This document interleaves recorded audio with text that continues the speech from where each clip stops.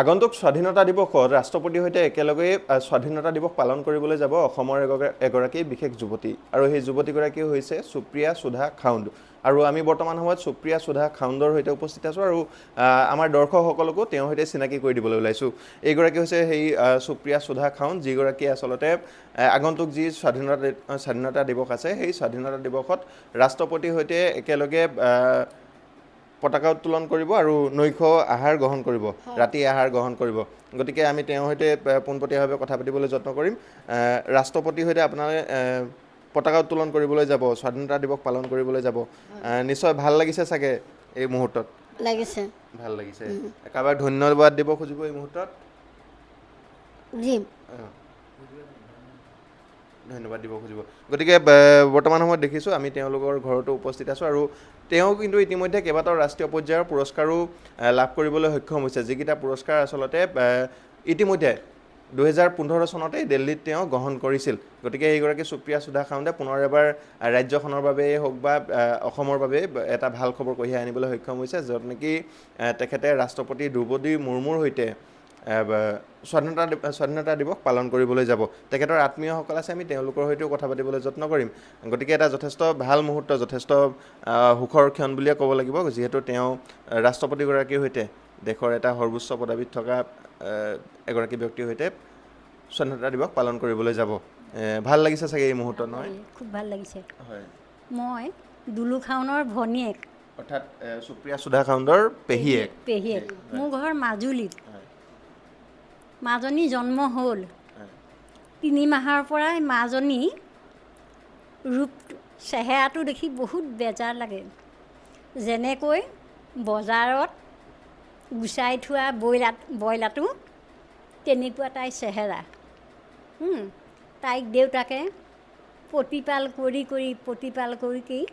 10 বছৰমান বয়সতে তাইক খাদ্যনলীডাল অপাৰেশ্যন কৰিলে। তাৰপাছত মাজনী দিনে দিনে ভাললৈ আহিলে, পঢ়িলে, সত্ৰীয়া নৃত্য শিকিলে, সকলোখিনি মাজনী উন্নত হ'লত আমাৰ খুব ভাল লাগিলে।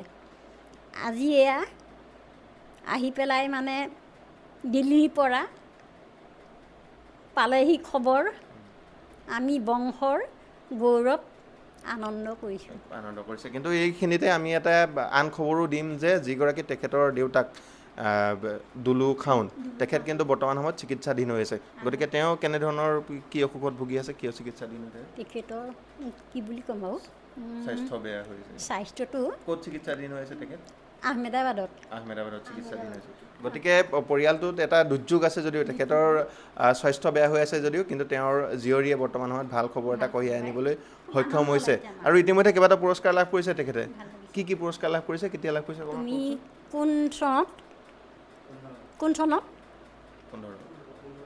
16 চনত, নেশ্যনেল 15 চনত তেওঁ দিল্লী মুখ্যমন্ত্ৰীয়ে তেওঁক ৰাষ্ট্ৰভৱনত তেওঁক মানে পুৰস্কাৰ দিছে। সেইটোতো খুব ভাল লাগিলে। এতিয়া যেতিয়াই দিনে দিনে উন্নত হৈছে মাজনী, বহুত আমাৰ বংশলৈ গৌৰৱ কঢ়িয়াই আনিছে।